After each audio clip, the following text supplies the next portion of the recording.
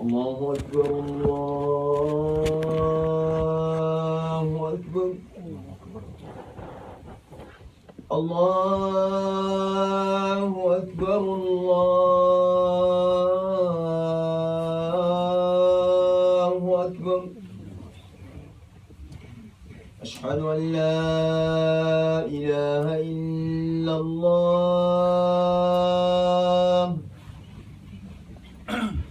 أشهد أن لا إله إلا الله أشهد أن محمدا رسول الله أشهد أن محمدا رسول الله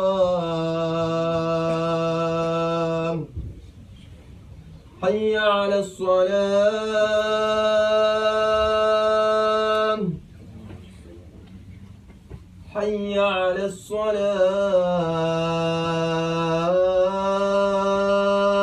الصلاة حي على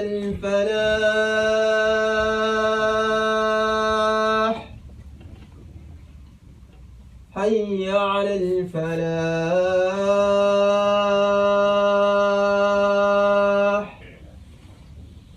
الله أكبر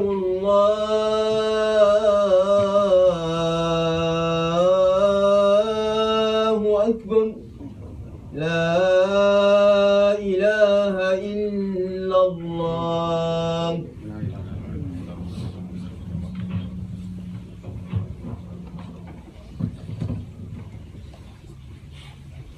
الحمد لله رب العالمين نحمد الله ونستعينه ونستغفره ونتوب إليه ونعوذ بالله من شرور أنفسنا ومن سيئات أعمالنا ومن يهده الله فلا مضل له ومن يضلل فلا هادي له وأشهد أن لا إله إلا الله وحده لا شريك له وأشهد أن محمدا عبده ورسوله أدى الأمانة ونصح الأمة فكشف الله به الأمة فترك أمته على المحجة البيضاء ليلها كنهارها لا يزيغ عنها إلا حالك وصلوات الله وسلامه عليه وعلى أهل بيته الطيبين الطاهرين وعلى أصحابه الكرام الغر الميامين العلماء العباد وعلى التابعين لهم بإحسان إلى يوم الدين يا أيها الذين آمنوا اتقوا الله حق تقاته ولا تموتن إلا وأنتم مسلمون يا أيها الناس اتقوا ربكم الذي خلقكم من نفس واحدة وخلق منها زوجها وبث منهما رجالا كثيرا ونساء واتقوا الله الذي تساءلون به والأرحام إن الله كان عليكم رقيبا يا أيها الذين آمنوا اتقوا الله وقولوا قولا سديدا يصلح لكم أعمالكم ويغفر لكم ذنوبكم ومن يطع الله ورسوله فقد فاز فوزا عظيما أيها الأحباء في الله والإخوة في الإسلام تبتم وطاب ممشاكم وتبوأت من الجنة منزلا وجمعني الله وإياكم إن مستقر رحمته في جنات النعيم مع حبيبنا وقدوتنا محمد المصطفى عليه أفضل الصلاة والسلام جعلنا الله نحيا على سنته ونموت على ملته ونحشر في زمرته وتحت لوائه وننال شفاعته ونشرب من حوضه الشريف شربة لا نزمع بعدها أبدا. Alhamdulillah, louange à Allah, Seigneur de l'univers, et salut d'Allah soit sur notre bien-aimé, le prophète Muhammad sallallahu alayhi wa sallam. Le pur ennemi de l'homme, c'est Iblis. Iblis est le pur ennemi de l'homme. Et cette inimité ne date pas d'hier, c'est très longtemps, c'est ancien, depuis la nuit des temps, comme on le dit. Très ancien, car l'inimité que Satan nourrit à l'égard d'Adam et ses descendants remonte au temps où Allah a installé Adam et son épouse au paradis. Il lui a accordé tous les privilèges, mais Satan a embelli la désobéissance à Adam, et Adam l'a cru, l'a suivi en le croyant sincère, et les conséquences furent graves. Il fut expulsé du paradis. Dieu relate cette situation dans le Coran quand il dit وَقُلْنَا يَا آدَمْ أُسْكُنْ أَنْتَ وَزَوْجُكَ الْجَنَّةَ وكلا منها رغدا حيث شئتما ولا تقربا هذه الشجرة فتكونا من الظالمين فأذلهما عنها فأخرجهما مما كانا فيه. Nous dîmes à Adam, habite au paradis, toi et ton épouse, et nourrissez-vous-en à votre guise, comme vous voulez. Mais ne vous approchez pas cet arbre que voici, vous seriez alors du nombre des injustes. Iblis fit glisser et il le fit sortir de là où il était par ruse. Et Adam l'a cru. Il a mangé l'arbre et il fit expulser. وقلنا اهبطوا بعضكم لبعض عدو ولكم في الأرض مستقر ومتاع إلى حين. Vous avez sur terre une demeure jusqu'à un temps et usufruit aussi jusqu'à un temps. Vous serez l'ennemi des uns des autres. Si l'hostilité s'est limitée à ça et restait là, mais non, ça ne faisait que commencer, car il a pris un engagement d'attaquer l'être humain de tous les côtés et par tous les moyens. قال فبما أغويتني لأقعدن لهم صراطك المستقيم ثم لآتينهم من بين أيديهم ومن خلفهم وعن أيمانهم وعن شمائلهم ولا تجد أكثرهم شاكرين. C'est parce que tu m'as mis en erreur, tu m'as induit en erreur, je m'assurerai pour eux sur ton droit chemin. Le prophète sallallahu alayhi wa sallam un jour khattam summa qatta khututan. Dans un hadith, les Sahaba rapportent que le messager d'Allah a fait un trait droit, puis il a fait beaucoup de traits à côté. Il dit ce trait-là, c'est le droit chemin d'Allah. Et à côté, il y a beaucoup de sentiers. Et sur chaque sentier, il y a un Satan qui appelle à ce sentier. Et Satan, son problème, c'est ce droit chemin. Il n'y a qu'un seul chemin qui nous mène vers Allah, c'est le droit chemin, c'est le chemin de Kitab wa Sunnah. Et il s'assoira sur ce chemin. Et il va faire en sorte que personne n'entreprend ce chemin. Il dit, je les asserrai de devant et de derrière, par l'air droit et par l'air gauche. Et peu d'entre eux, tu le trouveras reconnaissant. Beaucoup d'entre eux, je les égarerai. Et Satan emploie des méthodes. Il a beaucoup de méthodes. Mais la méthode préférée de Satan, comme on dit, diviser pour régner. Diviser pour régner. C'est de mettre la discorde entre les humains. Mettre la discorde, c'est son outil préféré, c'est son arme préférée. Et le prophète sallallahu alayhi wa sallam dit, Inna Iblis ya'isa an ya'budahu al-musalluna fi jazirat al-arab, walakin at-tahrish bainahum. Il dit, Satan a désespéré qu'il soit adoré dans le péninsula arabe. Donc, il a désespéré complètement qu'il soit adoré. Mais de mettre la discorde entre eux, ça, il a l'espoir pour ça. Et il ne cesse d'être actif dans ce sens. Et là où il veut vraiment mettre ces discordes, c'est là où ça fait mal à l'être humain. Où ça fait mal à l'être humain, ce hadith du prophète sallallahu alayhi wa sallam, je vous invite de l'écouter très bien. Et méditons ensemble sur ce hadith, vous comprendrez que votre ennemi le juré, le pur ennemi de l'être humain, qu'est-ce qu'il veut de vous? Comment il peut vous atteindre? Comment il peut nous atteindre? Comment il peut nous égarer? Comment il peut vraiment détruire une société ou une communauté? Par Rasulullah sallallahu alayhi wa sallam, Inna Iblisa yada'u arashahu ala al-ma' thumma yursil saraya فأدناهم منه منزلة أعظمهم فتنة فيجي أحدهم فيقول فعلت كذا وكذا فيقول ما صنعت شيئا حتى يجي أحدهم فيقول ما تركته حتى فرقت بينه وبين زوجه فيدنيه منه ويلتزمه ويقول نعم أنت نعم أنت نعم أنت. Satan y met son trône sur l'eau. Il se compare à Dieu. Car Ashur Rahman Khan al-Ma, il envoie ses soldats, ses inventeries à l'assaut de l'être humain. Car il a pris un engagement de les égarer et de les attaquer de droite et de gauche, de devant et de derrière, par tous les moyens, surtout leurs descendants. قال رأيتك هذا الذي كرمت علي لئن أخرتني إلى يوم القيامة لأحتنكن ذريته إلا قليل. Vois-tu celui qui t'a honoré au-dessus de moi, si tu me donnais du répit jusqu'au jour de la résurrection, je garderai sa descendance. Sa descendance. Donc il envoie à l'assaut. L'un d'eux viendra et dit, j'étais auprès de telle personne, je ne l'ai quitté que après l'avoir forcé de commettre tel péché, tel péché, tel péché. Chacun prend ce rapport, fait son bilan. Il écoute, il observe. Jusqu'à l'un d'eux viendra alors et dit, j'étais auprès de telle personne, je l'ai poussé de se divorcer, de divorcer sa femme. De divorcer, de se séparer de sa femme. Il va l'embrasser et il dit, tu es le meilleur. Et il le met à son côté, il le corrompt. Est-ce que l'adultère est haram? Bien sûr, il est haram. Est-ce que prendre l'alcool est haram? Il est haram. Meurtre est haram? Bien sûr, il est haram. Est-ce que talaq est haram? Non, il n'est pas haram. Mais pourquoi donc Satan préfère talaq, divorce, à quoi? Au péché plus majeur, que ce soit le meurtre, le viol. Pourquoi? Il faut remonter, il faut revenir sur le rôle que la famille joue dans une société. Et cette famille, le pilier de cette famille n'est autre que le mariage entre l'homme et la femme. Si tu veux vraiment détruire une société, il faut détruire la famille. Si tu veux détruire la famille, tu commences par quoi? Les deux piliers qui le soutiennent, qui n'est autre que l'homme et la femme.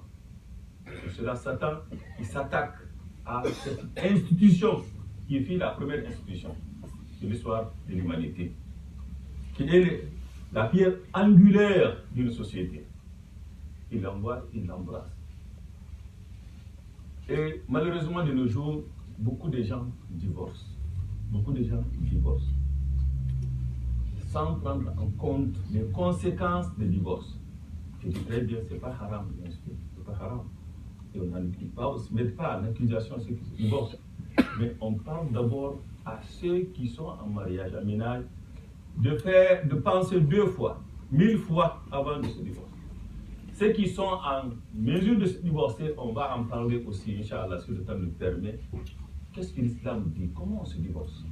Si on divorce aussi, c'est une réalité, ça fait partie de la vie de l'être humain. C'est dans le Coran. C'est un musulman, quand il parle de divorce, il dit pas non, il n'y a pas de divorce, personne ne dit ça. Comment se comporter après le divorce?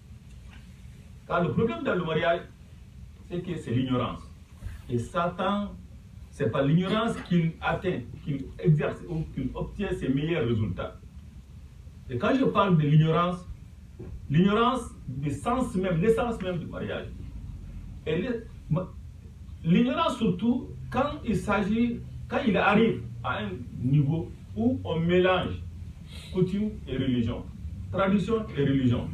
Souvent c'est la tradition qui fait mal aux gens. La tradition, pas la religion. La religion c'est l'œuvre d'Allah. C'est lui qui nous a créés, il nous connaît bien. Donc tout ce qui se trouve dans le Coran, dans le hadith, authentique est bon pour l'être humain. Le problème, c'est quand on impose à l'autre la tradition au nom de l'islam, au nom de la religion. En croyant que c'est la religion, Allah n'est jamais injuste. Mais il y a certaines de nos traditions, malheureusement, qui imposent certaines choses à la femme. Non, ça se peut. Et quand je parle de tradition, je ne parle pas seulement de ce qui est au pays. Je parle même dans le pays dans lequel vous vivez.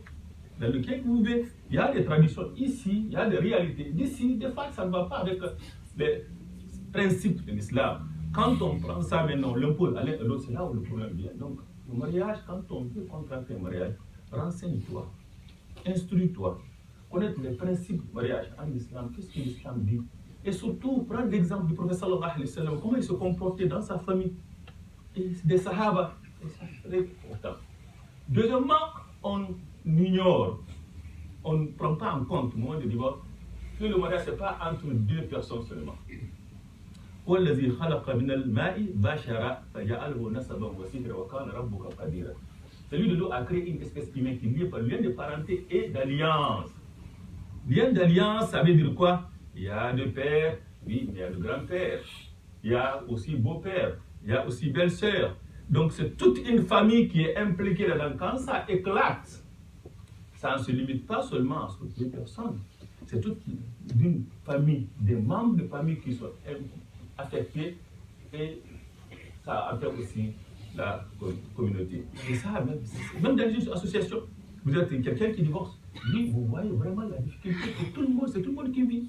C'est tout le monde qui vit ça. Donc on prend ça en compte, très important. Donc c'est pas entre 10%. Et troisièmement, on oublie le rôle que joue la famille dans l'islam. Chacun de nous est né dans une famille et a évolué dans une famille. Et c'est dans une famille qu'il a forgé, que sa personnalité a se forger, son identité s'est définie dans la famille. C'est dans la famille qu'on a montré qu'est-ce qui est bon, qu'est-ce qui est bien. Tout se joue dans la famille. La famille. Mami mawlud illa wulud ala al-fitra fa awahu yuhawidani aw yunasirani. Tout est né musulman. C'est sa famille qui le transforme. Donc, si cela s'écoule, c'est la dédication de l'enfant même qui est sécuile. Donc, il faut prendre en compte le rôle de la famille pour pouvoir vraiment se maintenir. Des fois, dans ces situations, des fois que tu n'arrives pas à accepter, bien sûr, mais à plus de ça. Et aussi, il faut savoir que la famille, c'est un lieu de tranquillité et de repos. ومن آياته أن خلق لكم من أنفسكم أزواجا لتسكنوا إليها وجعل بينكم مودة ورحمة. Parmi ces merveilles, il a créé de vous et pour vous des épouses afin que vous viviez en tranquillité avec elles. Allah a fait naturellement que l'homme a besoin de la femme et la femme a besoin de l'homme pour une tranquillité psychologique, spirituelle et physique. Quand tu quittes au travail, tu rentres chez toi, trouver une personne qui tend la main, qui te réconforte, qui te procure la quiétude. On en a besoin. On est tous fragiles. Quand le problème surgit, dans ce lieu-là où tu devras avoir la tranquillité, c'est vraiment le comble. C'est la déstabilisation complète. C'est pour cela que quand on divorce, dans la plupart des cas, qu'est-ce qu'on voit? C'est cette déstabilisation, ça arrive. Et tout ça, c'est quoi encore? C'est le manque de communication. Manque de communication. Il faut communiquer. Car tous ces problèmes viennent d'où? C'est l'incompréhension. L'incompréhension, des fois tu peux croire qu'une personne, il est tel, mais quand ça s'explique, c'est facile. C'est d'imposer à l'autre quelque chose sans l'expliquer, c'est un autre problème. C'est là où la gravité est. Donc vraiment, il faut. Mais si on arrive, j'ai dit au début que Al-Talaq n'est pas haram, il faut le dire, je l'ai dit avec vraiment avec haute voix. Pourquoi? Parce que je ne veux pas qu'on dise que tous ceux qui sont divorcés, ils sont coupables. Non. Dans l'islam, ça existe, qu'on arrive dans une situation où le couple de la vie de chacun s'est tellement courbé et qu'ils sont complètement éloignés pour une raison ou l'autre. Car le mariage, c'est comme une fleur, il faut l'entretenir, il faut le nourrir. Et quelle est la vie potentielle de chacun de nous aujourd'hui? Peut-être 60 ans, 70 ans. Combien de temps il fallait vivre ensemble si vraiment on restait dans un mariage? 40 ans, 50 ans. Et le sentiment change, l'homme change. Il faut l'entretenir. Et si on tombe dans l'oubli, et malheureusement on se trouve dans une situation d'impasse. Et ça, il n'y a pas. Après le dawa al-kayf. On est obligé de se séparer. Oui, ça fait partie de la vie aussi. Ça fait partie d'une solution, mais il ne faut pas l'envisager facilement. Si on arrive à l'envisager, qu'est-ce que le Coran dit? فَإِمْسَاكٌ بِمَعْرُوفٍ أَوْ تَصْرِيحٌ بِإِحْسَانٍ. فَإِمْسَاكٌ بِمَعْرُوفٍ أَوْ تَصْرِيحٌ بِإِحْسَانٍ. Soit tu gardes conformément à la bienséance ou la libération avec bonté, ihsan. Ihsan en islam, c'est le comble, c'est le maximum. Il n'y a pas une bonté meilleure que ihsan en islam. Al-ihsan en ta'abudallah ka'annaka tarahu fa illam takun tarahu fa innahu yarak. Donc al-ihsan entre toi et ton Seigneur, c'est ça. Entre toi et les humains, c'est autre chose aussi. Donc on demande, si on divorce avec une femme, oui, et que les gens sachent, quand on divorce une femme en tant qu'épouse. Mais on ne divorce pas une mère. On ne divorce pas une mère. On divorce un homme en tant qu'époux, mais on ne divorce pas un père. Il faut faire la différence entre la vie conjugale et la vie de parenté. Oui. Il reste parent. Il n'est plus une épouse, mais il reste parent. Il n'est plus une épouse, mais reste une mère. Mais c'est livrer la guerre à travers des pensions alimentaires. C'est livrer la guerre à travers des horaires de garde. Saboter tout. Des fois, il y en a qui appellent, ça alterne la garde, le garde des enfants. Et il arrive un moment, l'autre veut voyager, prend une vacance, il dit ok, dans 2 mois, je vais prendre mes vacances. Donc, je veux que tu gardes l'enfant. Oui, j'accepte. À la fin, non, je n'ai pas le temps. Il le fait par respect pour nuire à l'autre. Donc, c'est important. C'est possible de se séparer sans se détruire. C'est possible de divorcer sans vraiment de se déclarer la guerre pour le bien-être des enfants. Oui, il y a des conséquences majeures sur l'enfant. Il y a un bris de rêve.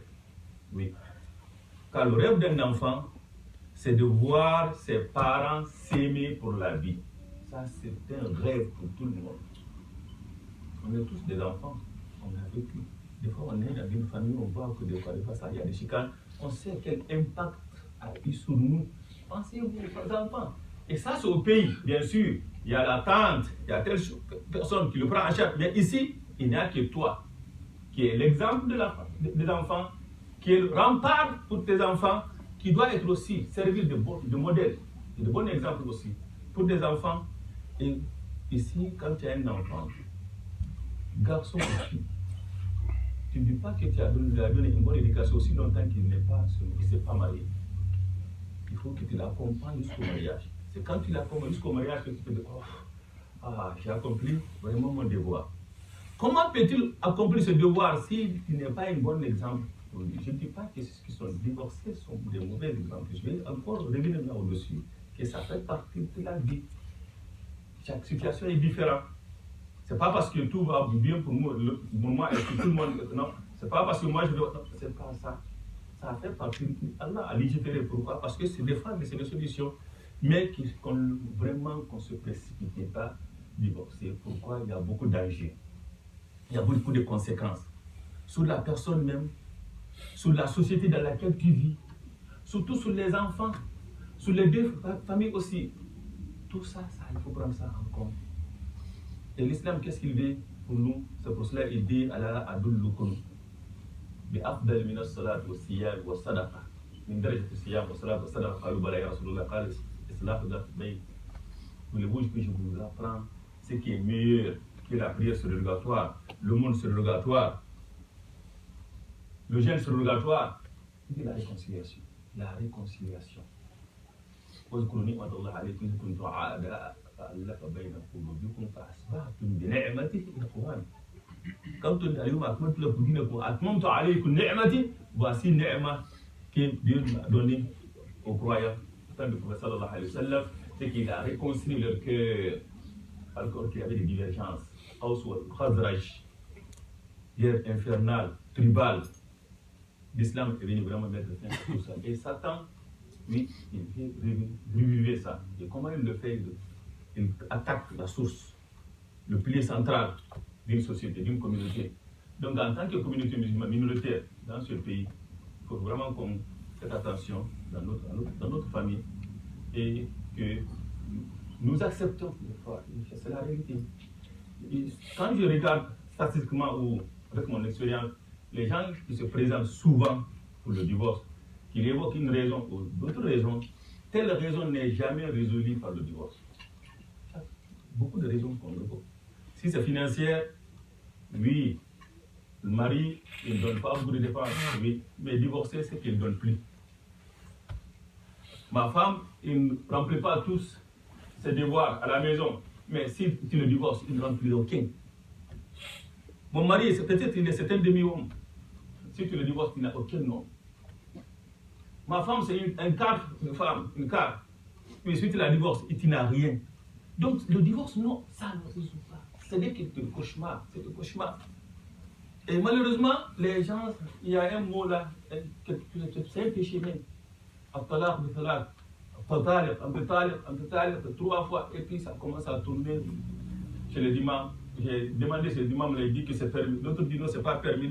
Oh, pourquoi te mettre dans cette situation? Et Satan joue sur ça, sur la colère, sur la colère, sur la colère, sur le défaut de l'âme, de l'être humain, et je le résume à un mot, l'orgueil. L'orgueil, l'orgueil, al-kibr. Quand l'homme est orgueilleux, une femme est orgueilleuse, il refuse la vérité. Non, il refuse la vérité, il fait tort à l'autre, l'orgueil. Et malheureusement, l'orgueil, ça peut être, on peut l'accepter dans toutes les situations, sauf entre les deux couples. Je m'excuse l'expression, mais la façon dont Allah a voulu que les deux se comportent entre eux dans la maison, ça ne laisse aucune place pour l'orgueil. Pourquoi ça fait l'orgueil? Pourquoi ça ne tient pas la route? Qu'une femme s'enorgueille envers sa mari, qu'un homme s'enorgueille envers sa femme, ça ne tient pas la route. C'est pas naturel. C'est pas naturel. Ça fait avec l'humilité, avec l'amour, avec la compassion, avec la tendresse, avec le partage, avec la miséricorde. C'est ainsi que le prophète sallallahu alayhi wa sallam dit. Il faut les entretenir. Donc ceux qui sont en ménage, on les exhorte. Oui, que la vie est faite de preuves. La vie est faite de preuves. Et que les enjeux sont tellement grands qu'il ne faut pas prendre des petites choses, mais pas de mesquines dans la vie. Non, c'est très important. Pour قولي هذا واستغفر الله لكم واستغفر الله الرحيم. الحمد لله رب العالمين والصلاة والسلام على المبعوث رحمة للعالمين. In two words only, inshallah, as we said, Iblis is the enemy to humankind. And one of hadith, Prophet sallallahu alaihi wasallam, he said that Iblis will put his throne on water, and will send his detachment to put human being to trials. One of the nearer to him in rank will be who is the notorious in causing more trouble to human beings. One of them will come, say that I have pushed this man to commit this sin. This sin can be any kind of sin. He will tell that person, you have done nothing. Until one of them came, he said that I will force this person to divorce his wife. He will say, you are the best, you are the best, you are the best. So it's very important, before you think to divorce, you have to be careful. It has a lot of consequences on yourselves, and your children, and the society. And if you have to divorce, the Allah say that either you keep in an acceptable manner your wife, or you release with good treatment. That's Islam. You accept her in an acceptable manner, or you release her with good treatment. ربنا تقبل منا انك انت السميع العليم وتب علينا يا مولانا التواب الرحيم ربنا اتنا في الدنيا حسنه وفي الاخره حسنه وقنا عذاب النار.